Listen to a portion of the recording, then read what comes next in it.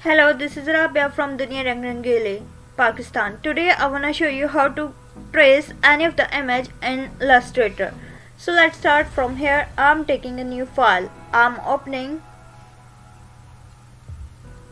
and I have this flower here. Click OK. You can trace any of your image in Illustrator very easily. From here, simply select this image and go into the object, image trace, make and expand. Guys, now again go into the object and click here, ungroup. You can see the image is traced.